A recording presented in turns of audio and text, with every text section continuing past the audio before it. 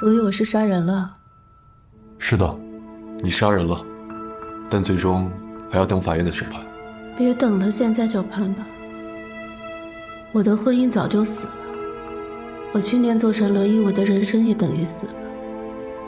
杀人偿命，早点枪毙我吧，我也就解脱了。你如果真违法了，法律不会轻易放过一个坏人。但是如果你是无辜的，法律也不会随便的冤枉一个好人。你冷静一点。你看我像不冷静的样子吗？不用问了，我认罪，是我杀的曾洁。白小玲，你好好回答问题。目前这个情况，我们不排除有一种可能是你在被动的情况下造成了曾洁的死亡。我们需要的是真相。有罪的人不可能逍遥法外，同样，没罪的人也不会误判。不存在什么误判，也没有什么主动被动。房间里只有我和曾洁，他死了就是我杀的。如果是我死了，那就是他杀的。如果现在死的人是我，你们还会觉得曾洁是无罪的吗？早点枪毙我吧！我说了，我的人生已经死了。白小玲，你要对你的生命负责。难道我要痛哭流涕对你们说，我是冤枉的，我没有杀人，才算对自己负责吗？不，我没有什么需要解释的，我已经想清楚了。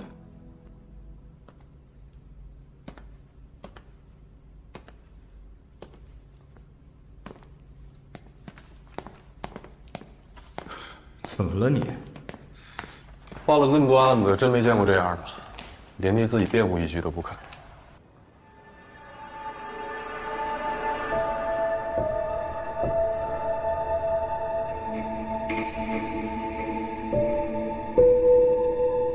防卫过当，不是，怎么可能是防卫过当的？是这样啊，我的当事人出过车祸，一个站不起来的柔弱的女子面对一个健硕且健全的男子，她能防卫已经是奇迹了，她怎么可能防卫过当呢？立德，在白小玲去旅游之前，我就多次跟你说过，曾洁可能会对她下手。现在曾洁咎由自取，你们怎么还怀疑白小玲了呢？大灰灰，你先别激动。哎，不是，你怎么混进来的？是这样啊，我介绍一下，杨正辉，我的助理。你以为我不认识他呀？他就是一个视频博主嘛，什么时候成他助理了？现在啊，来，劳务合同，签个字儿，啊，我章提前盖好了。我们律所是非常讲规矩的，办所有的事情都要合法、合情、合理。名片呢，我都提前印好了。来，二位，来，你是光字旁的辉还是日字旁的辉啊？光字旁。您对，是，所以嘛，我们律所是很严谨的，很严谨。不好意思啊，咱们这儿不能抽烟。我说我不抽，我这人吧，就好拿个范儿啊。有事儿说事儿呗，您摆什么谱啊？是，说事儿啊，说事儿。曾洁呢，与我当事人婚姻存续期间啊，曾多次出轨，而且这个出轨对象繁多。您看啊，这儿呢只是其中的一部分。这个是我当事人啊很早就收集到的证据，也曾经提出过离婚，但是我的当事人啊太善良了，一直在纠结，对这个曾洁和这段婚姻还抱有一丝的幻想。但这个曾洁不一样啊，她是不想离婚的。为什么？因为她是靠着我当事人的家庭财富，过着远远超出自己经济实力的生活。最大的问题是，她很有可能成为离婚的失败者，所以我相信她有杀害白小玲的动机。只有这样，她才能将我当事人的财产占为己有。再说这个其次啊，去年的11月24号，这个曾杰位于水源村的工作室发生过火灾。当然，李警官，我相信您都了解过，对吧？虽然没有直接证据，但是我相信这个火灾是冲着我当事人来的。因为当这个曾杰得知了白小玲到3楼休息以后，他制造了火灾。他呢自己却准备了全套的完善的逃生设备，但幸运的是啊，白小玲提前离开了现场，逃过一劫。这个呢？哎，这个虽然没有实质性证据，但它是个参考。火灾发生1个月以后，白小玲驾车发生了车祸，导致了残疾。但是巧了，前一天是曾杰替他做的汽车保养。白小玲给我看过她跟朋友的通话记录，车祸的原因就是刹车失灵。对呀，好好的车子刚保养完，怎么刹车就没了呀？说了，这些事儿呢，其实我们都知道。哎呀，所以说，咱们警察同志还是非常严谨的嘛。还有啊，还有那个林芳，林芳的案子和这个案子是两码事儿，并且目前还是处于推测的阶段。我只是建议啊，仅仅是建议。这个曾杰，你们得好好查查。我觉得他很有可能不是第一次杀人，很有可能是个惯犯。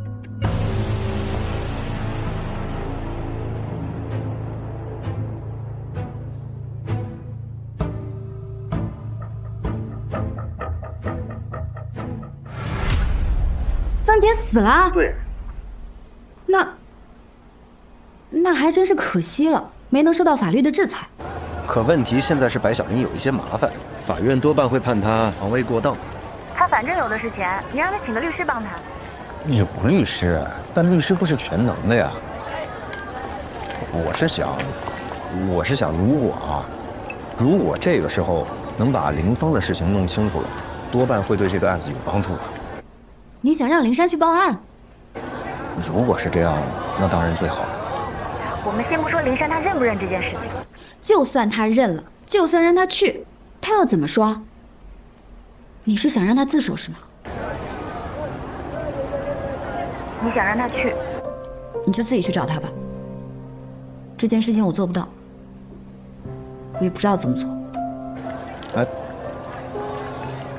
意料之中。可是我去找林珊怎么说呢？这么多年前的案子了，就算现在重新查出是曾杰，对现在的案子也没有什么帮助。是从逻辑上来说，会没用的。是吧？老赌是硬了的。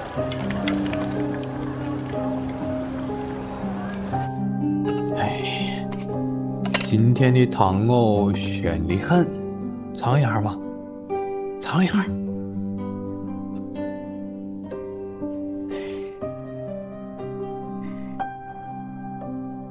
咋个样？来，吃菜吃菜吃菜，来，尝一下。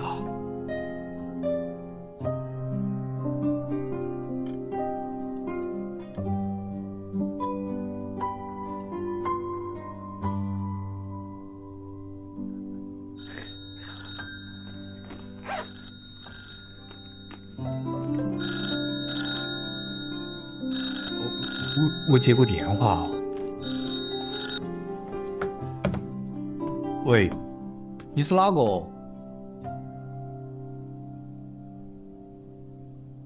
现在？这天都快黑了。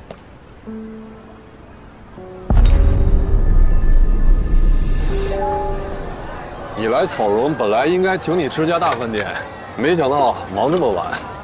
这家还行，今天凑合吃。工作期间啊，吃什么都无所谓。等这个案子结了，你得请我吃顿好的，到时候咱俩再喝点。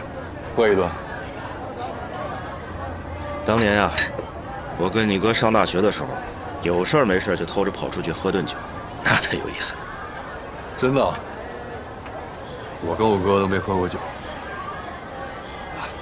没事，不是我哥，咱说案子。我倒是觉得有几个疑点。说说看。曾杰完全可以选择在江边或者悬崖上动手，而白小玲是在轮椅上，他选择一个危险的地方推一把，查起来会很大。对于我们来说，也很难判定到底是意外还是预谋。白小玲的证词说，曾杰第一天带他去的地方全都是景区，游客非常多，曾杰是没有机会下手。而且你看啊，杨振辉几乎把他们所有的行动路线全都拍成照片了。从他提供的照片来看，那游客确实是多。你别说曾杰了，你换成派我去，我都找不着机会下手。没错，但曾杰完全可以选择第2天或者是第3天，找一个人少方便的地方动手。他明明有更好的选择，为什么他偏偏当晚迫不及待的要在酒店动手？所以你的意思是，曾杰从蓄谋杀人到临时行凶这个中间的环节缺少一个动机，这是我觉得最大的疑点。我赞同。第2点呢，曾杰的检验报告出来了，一共被捅了3刀，1刀左肾，1刀肝，1刀肺。捅的也太准了吧！你给我一把刀，只是让我捅，我都捅不了这么准。就是因为这么准，我反倒觉得更像是偶然。你想，那白小玲学的专业又不是西医，她又不是职业杀手，她怎么可能刀刀致命？是啊，这力度也是惊人。一个正常人怎么可能有那么大的劲儿捅得那么深？一个正常人在情绪爆发状态下呢？但她不是啊，她是个残疾，而且还是个女人，怎么会有那么大的动静？所以我按你这个逻辑往下捋啊，会不会是有人帮助白小玲行凶？从现场勘查和监控调取，的确是没有其他人，而且凶器上也只有曾杰和白小玲2个人的指纹。我不觉得会有其他人，也相信人在危急的时刻会有惊人的力量。但你不觉得这一切都太巧了吗？咱们就顺着这个，如果白小玲杀曾杰不是正当防卫，而是蓄意杀人，那她直接在家下毒不就好了？她一个柔弱女子，自己拿把刀去跟曾杰拼命，这胜算太低了吧，太草率了。而且你想，咱们平时判定一个案子，一定要看的就是疑犯的动机，还有更关键的是什么？是他的收益。白小玲死，受益最大的是谁？无疑是曾杰。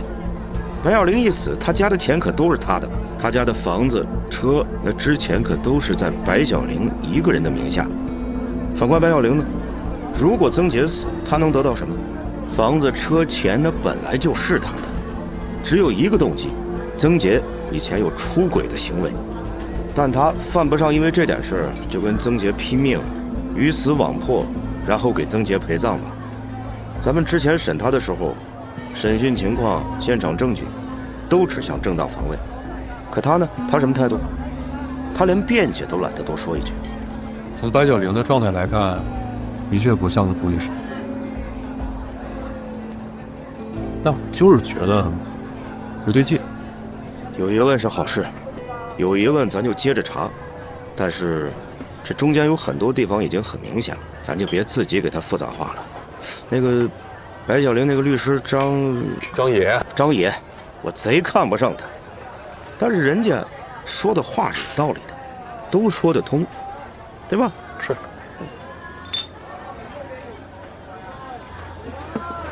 这白小玲啊，要说真是一个不幸的女人。这之后，我估计她还得看很长一段时间的心理医生。我呀，是倾向于防卫过当，别太过。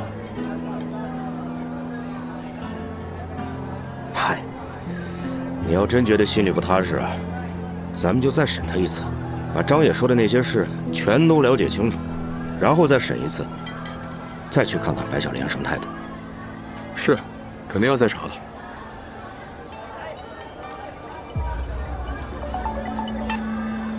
喂？什么？谁？他怎么会来自首？大灰灰出事了，林珊给我留了个字条，说他去自首了。这几年嘛，我就经常想到我妹儿。我今天早上有看到她，她就坐在那个屋头里头，我们吃饭的桌子旁，她就跟我讲：“哥，吃饭了，哥，吃饭了。”我妈跟我老汉儿似的早，我就跟我妹儿相依为命，骨肉相连，血肉至亲的。我不能让我妹儿死的不明不白。感受到你对你妹的深情了。这才过了4年，你就想起来自首了？对噻，我当时确实也怀疑过郑杰，但是我妹儿对郑杰的那个感情真是没得讲，所以在我心里头，我就把郑杰当作妹弟儿，就没得再去怀疑他了。可是这4年，我就越想越不对劲，越想越不对劲。郑杰每次来找我，都给我塞钱，他要不是心虚，给我钱做啥子？哎，不过我是缺钱，这些年就一直帮他瞒到。这4年来，你跟曾杰要了不少钱了。对，但是也不对，是他给我的，我没得要。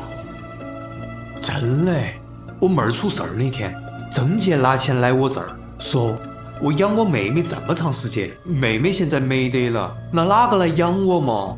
所以他说是孝敬我的。而且你晓得不？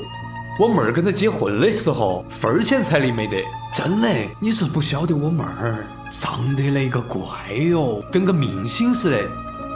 真的，分钱彩礼没得。曾杰这么主动？当然喽。真是意外啊，哥！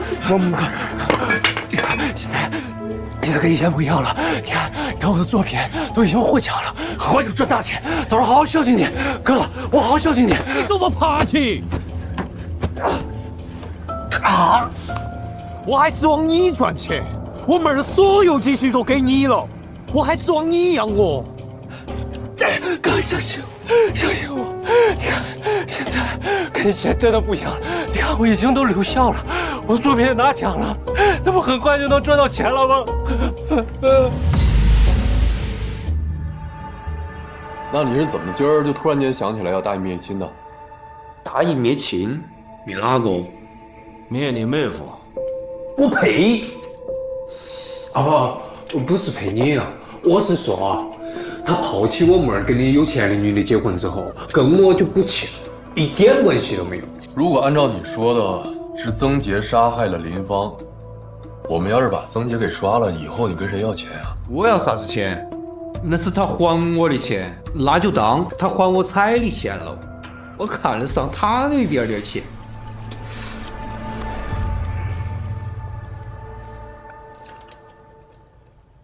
警察同志，能吃个烟不？不抽烟的。喝口水也可以，水。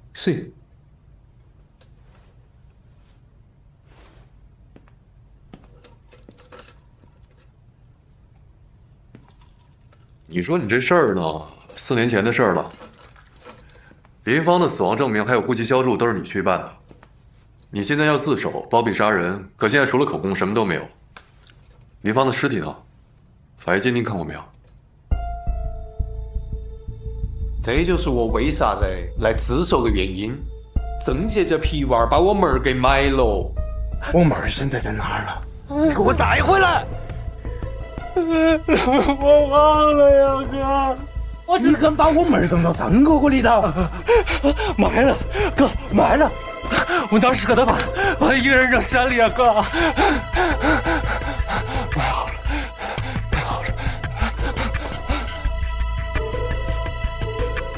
买哪儿了？不晓得。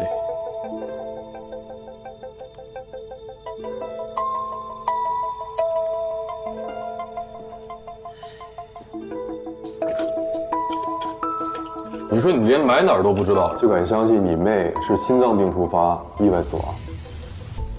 就是那个说了，郑姐当时装得太像个人了，所以我就信了。到后来我才晓得，郑姐跟那个有钱的女的结婚了之后，我就开始怀疑，是不是我妹儿挡住她的财路了？这几年我就一直在想，就像你说的，我没得证据，无凭无据，我啷个说呢？我说啥子你们才会相信我噻？可是今天早上，我妹儿跟我说完吃饭后，她就跟我说：“哥，我不能死得不明不白呀，你得替我做主。”我听完这个话，我就坐在院巴头，我就一直在想，我到底来不来？这不知道天黑了，我才来自首。那你为什么来这儿自首？干嘛不直接去你们村里或者镇上的派出所？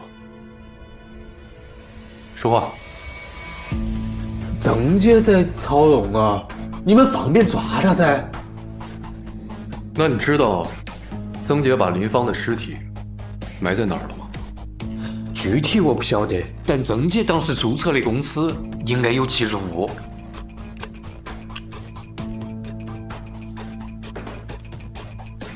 小故事变得挺紧凑了。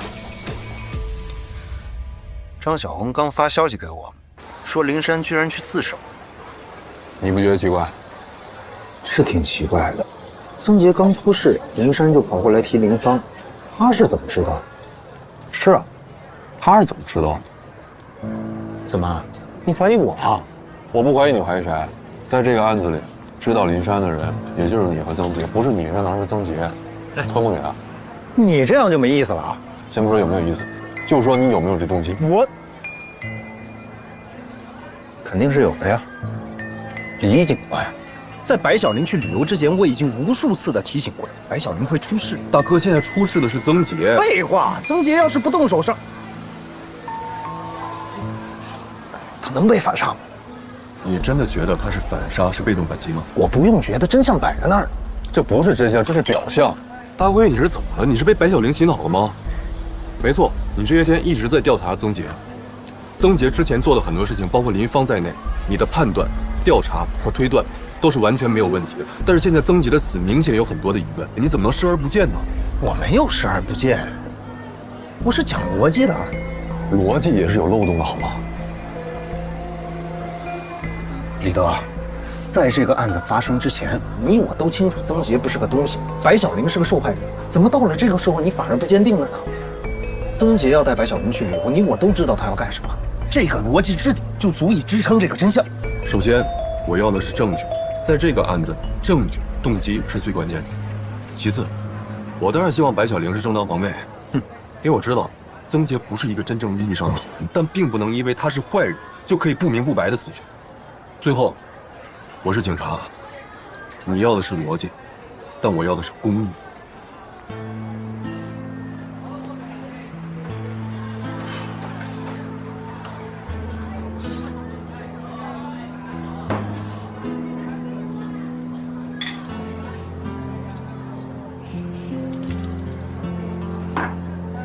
办案期间不能喝酒，是我的事。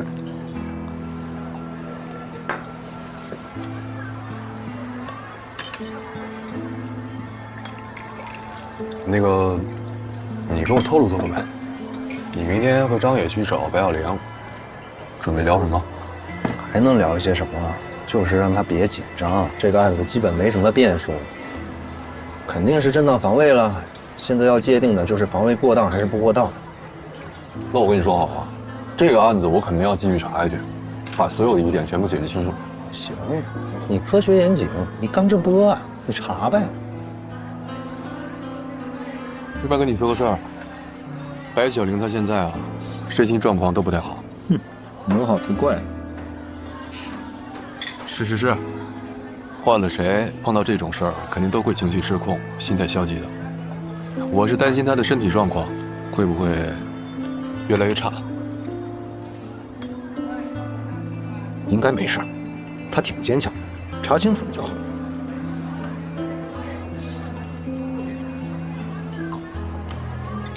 哎，冷静！办案期间不能喝酒。冷静。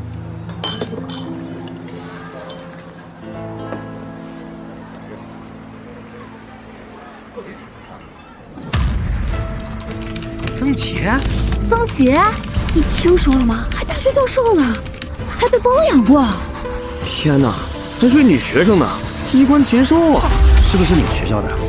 哎，好像还家暴呢。哎，听说啊，还杀了前女友，天天出轨，渣男啊！啊，被捅死了吗？太可怕了！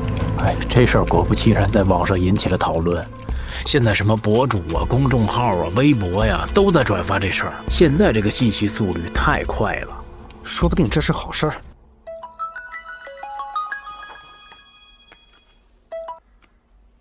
喂，谢谢你啊 ，Tracy。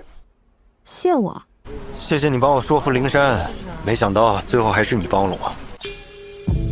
说服灵山，跟我有什么关系？他昨天去自首，不是你劝的？我怎么可能？曾杰和林芳那些事，我从来不跟他聊。那怎么会啊？可他昨天确实去自首了，你没说？我还想问你呢。怎么可能呢？白小玲，有几个问题还需要你再回答一下。请问，去年11月份，曾杰工作室发生了一起火灾，你当时在场吧？可以说一下当时的情况吗？那是个意外，后来消防队都已经调查清楚了。炭盆点着了沙发上的毯子，当时工作室2楼没有人，烧着了蔓延开了，把整个工作室都烧光了。那你是什么时候离开的？具体时间我记不清了，大概是火灾前1个多小时吧。在发生火灾之前，你是不是跟曾杰还有他的同事说，你累了，想要去休息一下？对。曾杰是不是以为你当时正在工作室的3楼？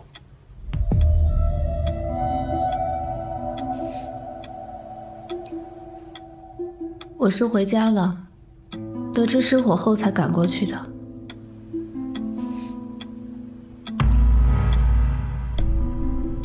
在火灾之后的1个月啊，你发生了车祸，当时的情况还记得吗？记得。我约了郊区的大师，去给我生病的父亲祈福。路上，哎，你怎么一个人开车去了？你老公没陪你吗？他忙着呢。我好不容易约上大师给我爸祈福，等他时间不知道到哪天了。哎，你等我回来啊，到时候我们去按摩。啊，行行。哎，怎么刹车踩着没反应了？不能啊，你是不是踩错了？怎么可能真没反应了？哎，你别着急，我现在马上走到那一段。怎么办？我现在速度很快，我怎么停下来啊？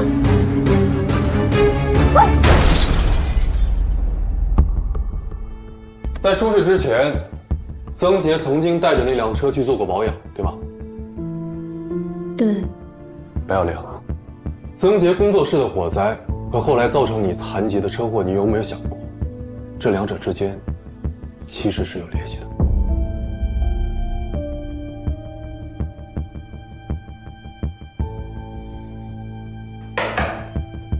问你话呢，你觉得会不会是？会不会是曾杰故意想杀了我，对不对？说实话，过去的1年，我从来都没有这么想过，我也从来不愿意这么去想。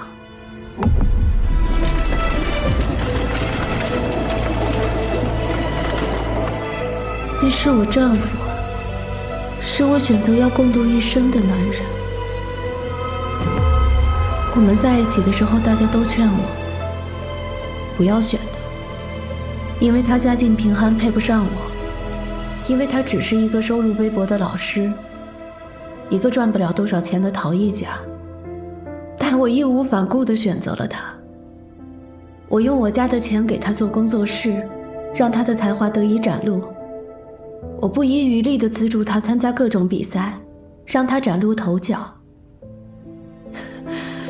当别人叫他曾大师的时候，我无比骄傲。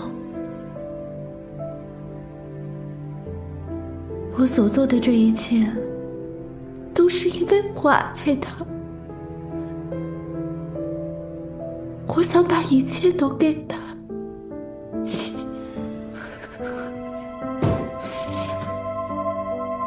我知道他在外面有人，我安慰自己，只要他还愿意跟我在一起，我装作不知道就是了。到后来，我们的问题越来越多。去年我想过离婚，但因为完全的信任，我没有做过任何婚前财产公证，那样离婚我实在不甘心。我甚至还想过抓到他出轨的证据来打官司。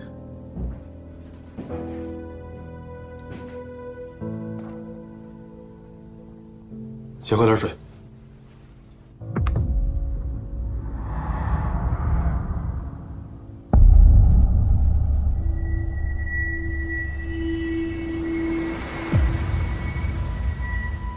是的，这2天我认真地想了之前发生的事情。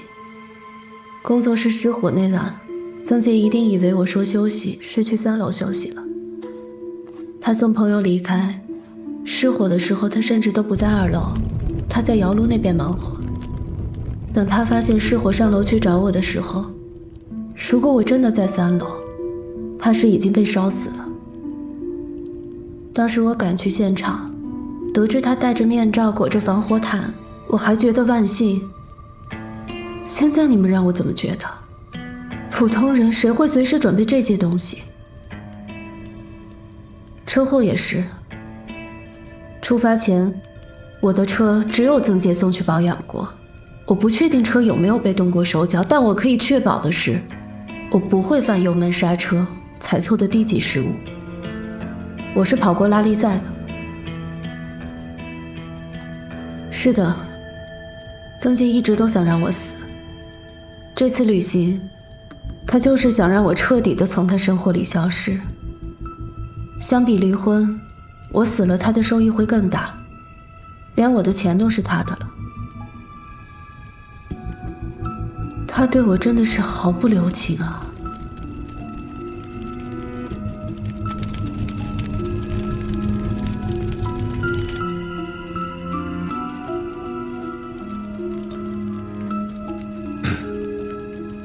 你的这些情况我们都了解了，现在就看法院那边怎么界定。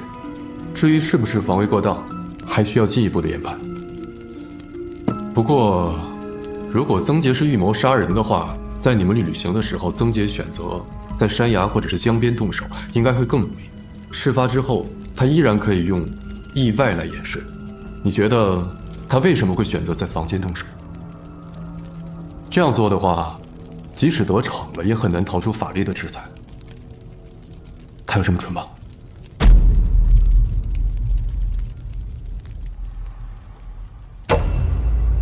那天晚上我跟他摊牌，想说索性就离了吧，所以我把我知道他的一些乱七八糟的事情就都说了出来。结果，他暴怒了，情绪失控了。你们可能不知道，曾杰情绪很容易失控，而且一直都有暴力倾向。我车祸之前，他就对我多次家暴；车祸之后，他也对我动过手。那你为什么一直不报警？当时我要脸。那时你要脸，现在曾杰死了，你才说他家暴你。好，就算是真的，我们查。那你知道现在我们去取证，那难度有多大吗？我有证据。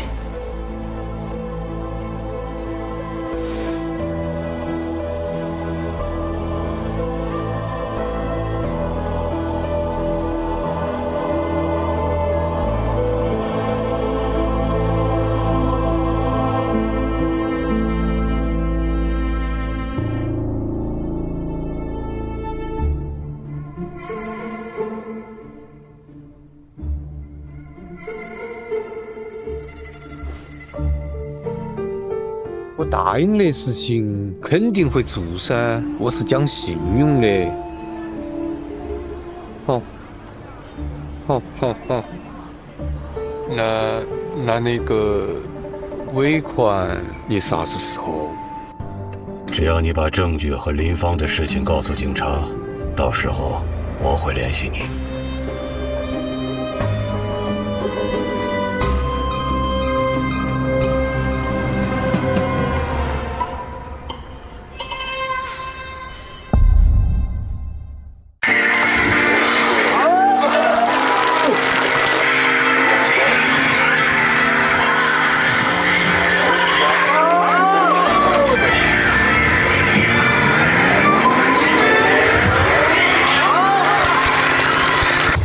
如果之后有警察找你询问林芳的事情，你如实告知就可以。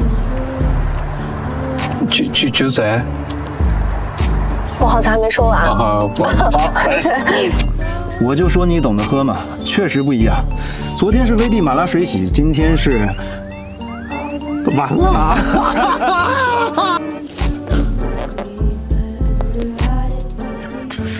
警察同志，能吃颗烟不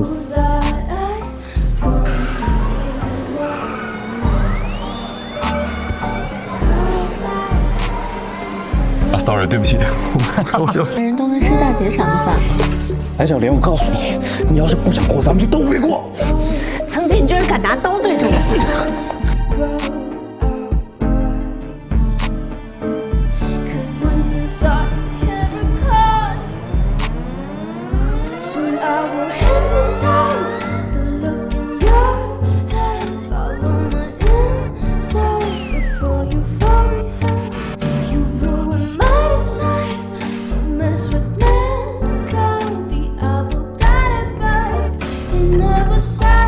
这个曾杰，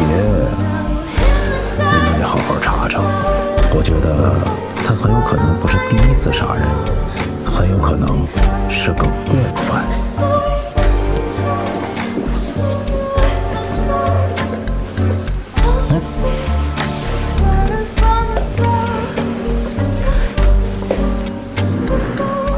来，行。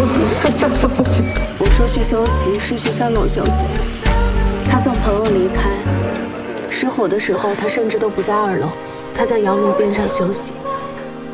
我老公专门带来的，什么来着？手这样更卫生。哦，不好意思，我老公专门带来的，说这样更卫生。